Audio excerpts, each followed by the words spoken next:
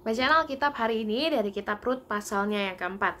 Rut menjadi istri Boas. Boas telah pergi ke pintu gerbang dan duduk di sana. Kebetulan, lewatlah penebus yang disebutkan Boas itu, lalu berkatalah Boas, "Hai saudara, datanglah dahulu kemari, duduklah di sini."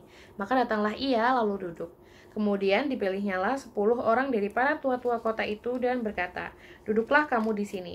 Maka duduklah mereka. Lalu berkatalah ia kepada penebus itu, "Tanah milik kepunyaan saudara kita, Elimelek, hendak dijual oleh Naomi yang telah pulang dari daerah Moab. Jadi pikirku, baik juga hal itu kusampaikan kepadamu sebagai berikut. Belilah tanah itu di depan orang-orang yang duduk di sini dan di depan para tua-tua bangsa kita.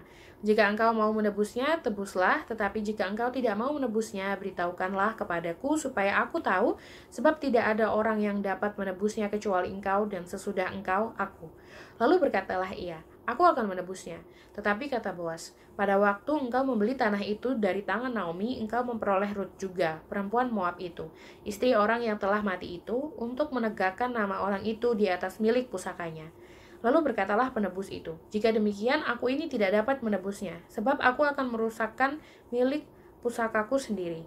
Aku mengharap engkau menebus apa yang seharusnya aku tebus, sebab aku tidak dapat menebusnya."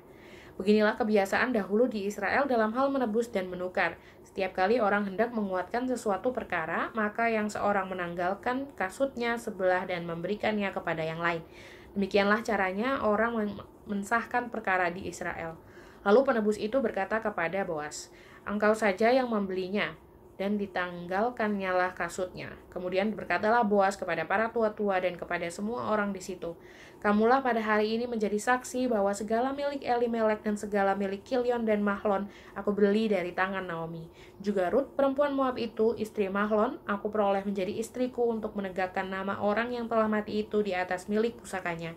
Demikianlah nama orang itu tidak akan lenyap dari antara saudara-saudaranya dan dari antara warga kota. Kamulah pada hari ini menjadi saksi." Dan seluruh orang banyak yang hadir di pintu gerbang dan para tua-tua berkata, "Kamilah menjadi saksi. Tuhan kiranya membuat perempuan yang akan masuk ke rumahmu itu sama seperti Rahel dan Lea, yang keduanya telah membangunkan umat Israel.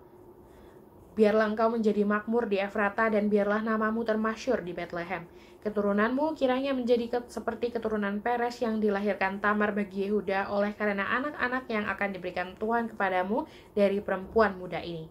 Lalu Boas mengambil Rut dan perempuan itu menjadi istrinya dan dihampirinya lah dia.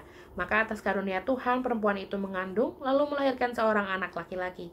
Sebab itu perempuan-perempuan berkata kepada Naomi, "Terpujilah Tuhan yang telah rela menolong engkau pada hari ini dengan seorang penebus. Termasyurlah kiranya nama anak itu di Israel. Dan dialah yang akan menyegarkan jiwamu dan memelihara engkau pada waktu rambutmu telah putih.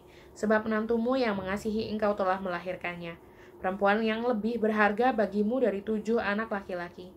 Dan Naomi mengambil anak itu serta meletakkannya pada pangkuannya dan dialah yang mengasuhnya.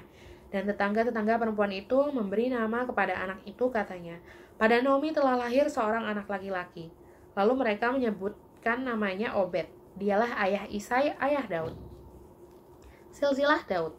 Inilah keturunan Peres. Peres memperanakan Hezron, Hezron memperanakan Ram, Ram memperanakan Aminadab, Aminadab memperanakan Nahason, Nahason memperanakan Salmon, Salmon memperanakan Boas, Boas memperanakan Obed, Obed memperanakan Isai, dan Isai memperanakan Daud.